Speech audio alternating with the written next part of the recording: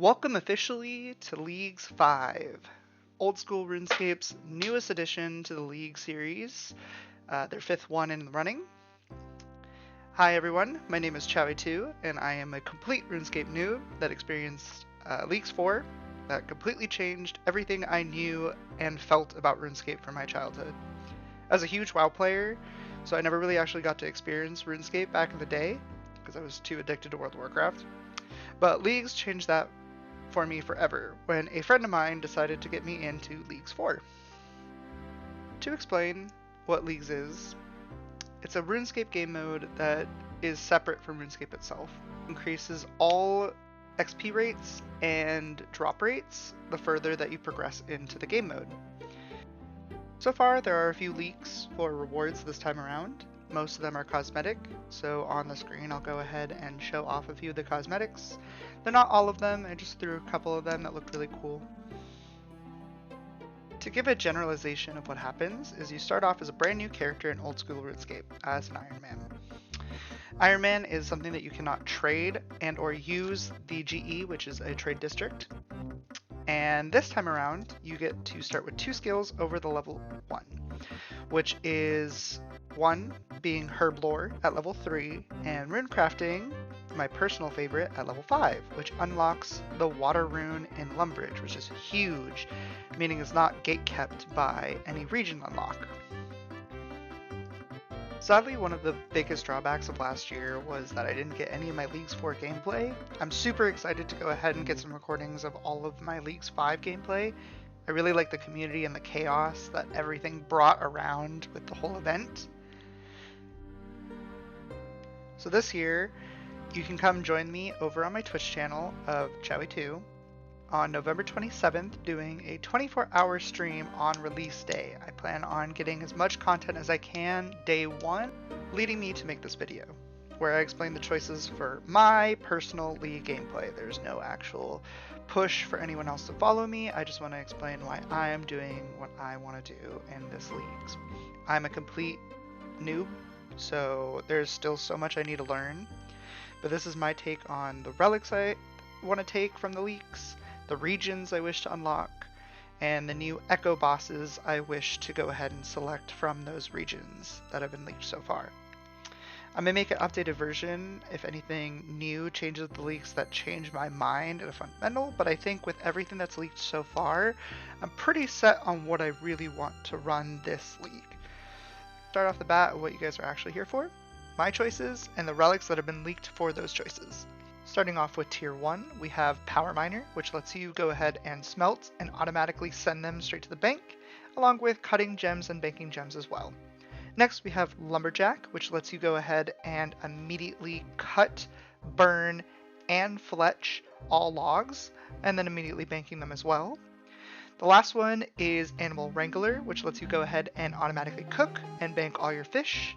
There's a % rate for that one, and then lets your traps never fail and get Chinchappas doubled. Very similar to last year, they are all kind of caveats of Endless Harvest, is which I went last year, along with the Infernal Tools. Starting in ranking order, I put Lumberjack as my least one to pick, because fletching is not necessarily a hard skill to do. Neither is woodcutting and neither is fire making. And the other problem I have with it as well is that I might be taking Wintertodt, so I don't think I need woodcutting. Second, I put Animal Wrangler. It is only my second choice because it is dead tied with Power Miner. I'm still split on the fence between the two of them. Animal Wrangler really brings a huge benefit to the game because of fishing and cooking. It's always super important. You can AFA fish, get a bunch of cooking materials, so you can go ahead and always be in combat, healing stuff. The other half of it is the hunting aspect. I am thinking about going to Volamore because, you know, new area. I did it in Leagues 4, I did it with Karend. With it, it would go ahead and unlock so much hunting experience that Volamore is known for, between the hunting rumors and just the vast amount of hunting there. So it really is on the fence for me whether I take it or not. Last but definitely not least is Power Miner. The reason I put this first is because I tend to hate smithing. Trying to go to a furnace with a full inventory and then back to the bank tends to be a bit annoying for me. The other half is that with all the craziness of starting with like hella people is the demand for mines. Mines always suck because they do deplete, so the guaranteed 4 ore before depletion is so nice when fighting for limited resources in Mistland and Karamja in the beginning early game. Plus, cut gems lead to early jewelry, which is such a lucrative money-making. Tier 2 kicks us off with Corner Cutter, an agility skill allowing you to equip boots that passively train your agility. On rooftops, there are marker grapes that spawn as you keep training agility, and while they spawn, they give you an additional 10,000 gold. All of the agility training tokens also give you double bonus drops. Friendly Forager gives you a pouch that collects random herbs when you're using any of the harvest skills like mining, fishing, so on and so forth, hunting, and allows you to also not consume herbs 90% of the time when making potions. Dottie Deals, which is half of last year's Trickster with pickpocketing, allowing you to always succeed checks. Stalls never deplete by you, and they auto-steal again. Plus, now all NPC pickpockets are in a 11 by 11 area, giving you way more loot to work with. Starting off in ranking order, I went ahead and put Cutting Corners as my first. I actually really enjoy training agility, so I don't mind going ahead and having to run the agility courses. The second one I put is Friendly Forager. I'm really tied to possibly getting this one, or I'm gonna get the later relic that deals with herb lore that you'll hear about later. That's the only reason why I'm debating this one, is if I don't go with that relic, I will be taking this relic instead. The one that I will really like to go is Dodgy Deals. Dodgy Deals is all pickpocketing, it's AFKable, it makes it so much easier to go ahead and train the skill and get lots of good loot from the NPCs that you can steal from. Tier 3 is mostly travel relics. First is very basic, but you get to teleport to any bank locations in your regions. I put it lowest on the tier list for me because I did do it last year, and I ended up realizing that the other two options are just better now that I understand RuneScape more. Second is Clue Compass, where you can go ahead and teleport to any stash unit. Those are considered a stash that you create to put clues in. So when you do clues, you can take those items back out and you can complete the clue and get the rewards for that step. Now, I don't tend to do clues. I know, my friends already roast me about it. So I probably will not be taking that one. It's good, but not as good as this last one. Fairy Flight, which is basically bank spots and more, is going to be my go-to since the TPs are great, plus 2 leprechauns make farming super easy. I made the mistake of not taking Fairy Flight last year, to later find out that teleporting to fairy rings is just better than bank locations, because if you train magic at all, you get most of the teleports in the magic spellbook. So in the long run, Fairy Flight tends to be a really good, solid option. In this next image here, this is all the locations that you could teleport for all 3 of the relics. The yellow ones are the bank heist ones, so all the banks and chests. The green ones are going to go ahead and be the fairy rings, and the red ones are all the Clue Compass. So if you know, a lot of them go ahead and overlap. There are a lot more clue stash ones, so if you're super into clues, I highly recommend that one. Leading us next are the new bosses that are Echo Bosses. If you're interested in learning what Echo Bosses are, it's a little kind of confusing, and if you're newer to RuneScape, I highly recommend you go watch the video that Old School RuneScape put out for this. I'll put the link in the description in the bottom, so you can go ahead and check that out.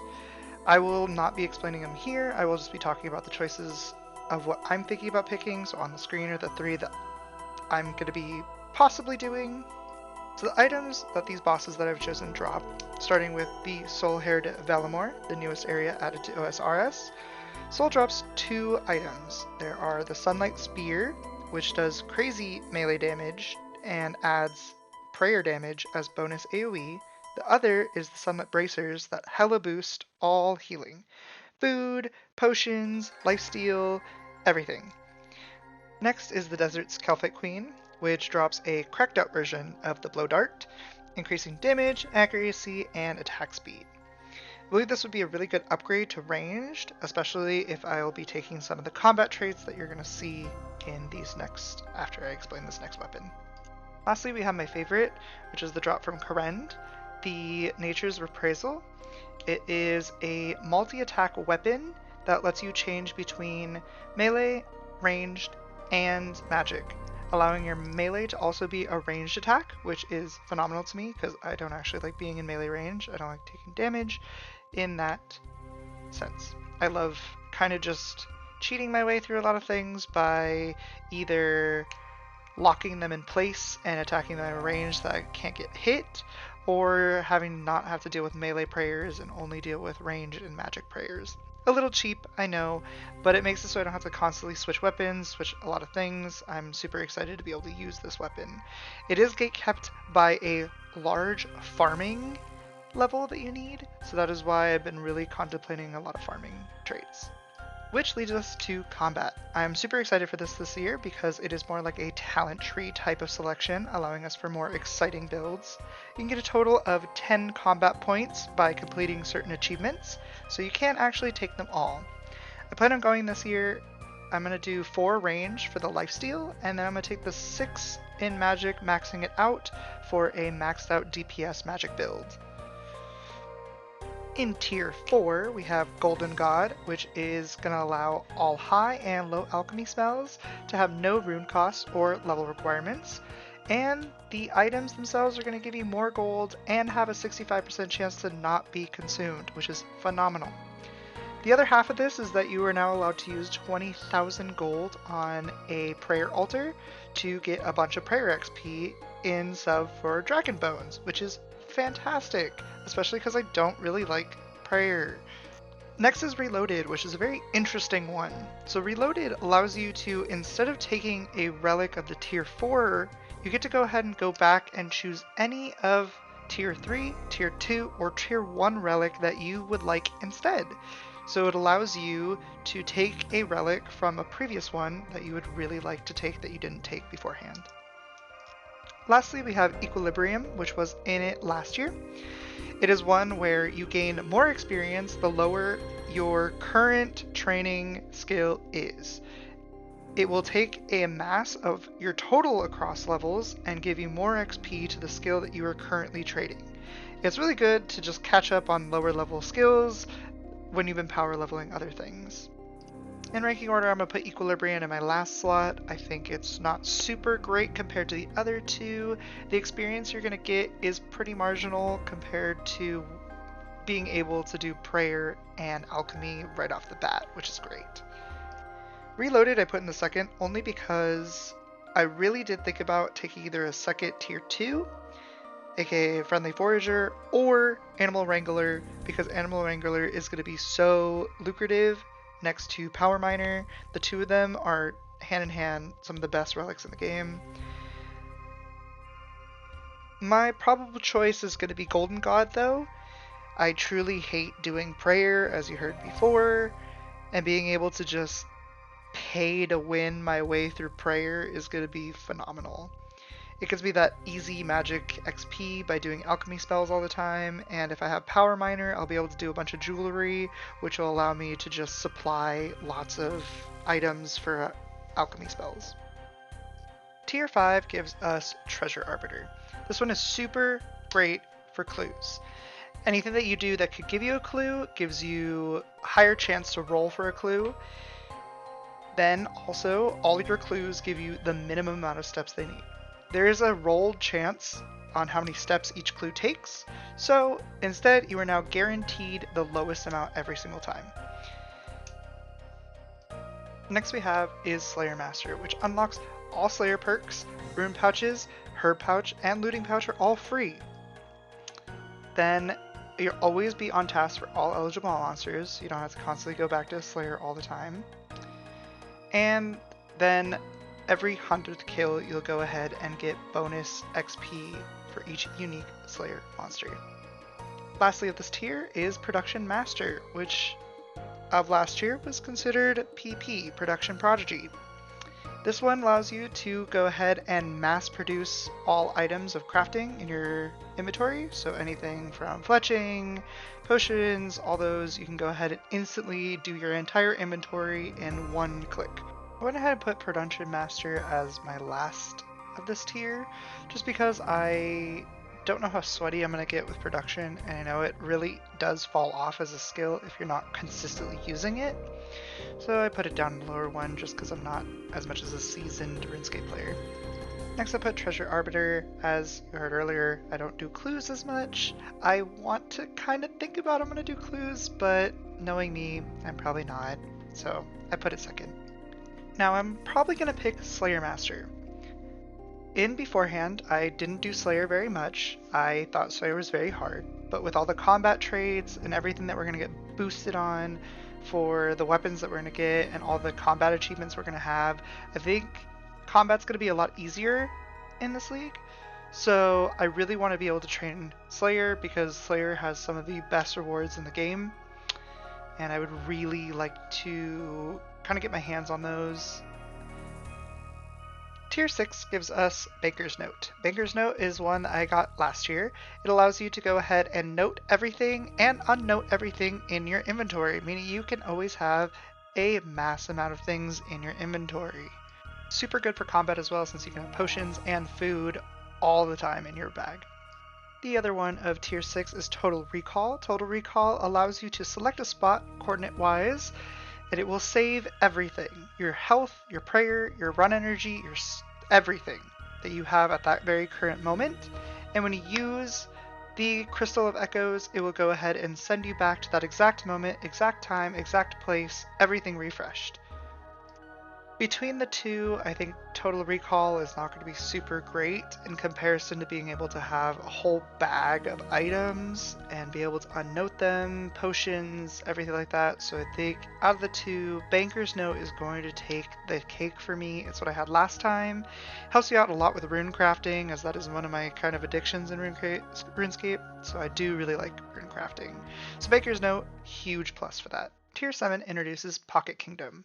Pocket Kingdom allows you to access Miscellanea whenever you like, which gives you plenty of resources, and this time it'll be refreshing those resources every hour instead of every day. Next is we have Arcane Grimoire. It allows you to freely access any of the spellbooks no matter what region you go to. It unlocks all the spells that are bound to those spellbooks, and it acts like a Book of the Dead, which lets you raise creatures.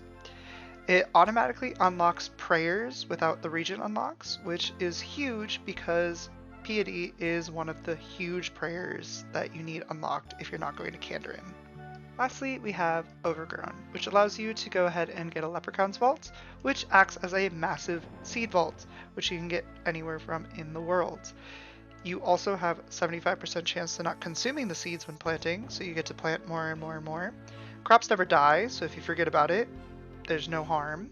And you go ahead and auto-harvest and replace seeds when fully grown and storing the same seed types in that seed vault. Ranking order, I did put Pocket Kingdom as the last one. The resources are really nice. I really do like that feeling of having your own kingdom you get to have in your pocket.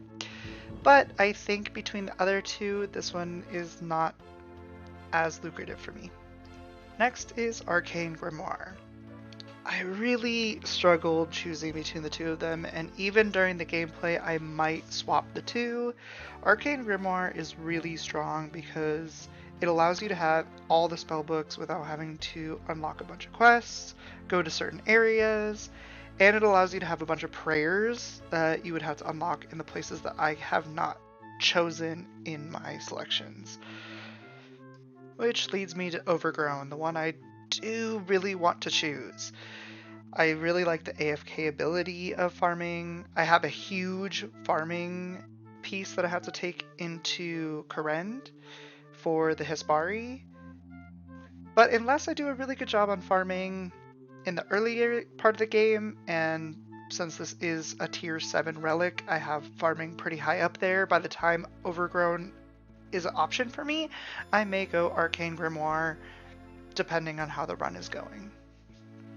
Lastly is tier 8. We get Last Stand, which if you hit 0 HP, you will go ahead and go into a life or death situation where all your stats are boosted and you will be doing as much damage as you possibly can in the next 10 seconds, and then heal for that damage that you do. Next is Guardian, and you get a Guardian Horn that goes ahead and summons a powerful ally to assist you in combat. I really do like the fact that they cater to the people, you know, because I feel this. I have a lot of friends that are to be playing with RuneScape with me, and they're the ones that got me into this, but I suck. There's a lot of things I want to train for. Like, what if, I don't even know, like, what if I need to train better and get better at it? So I might take this, just so I can at least prove to myself that I can do raids. Also, it works in the gauntlet if any of you are going to Tehran win.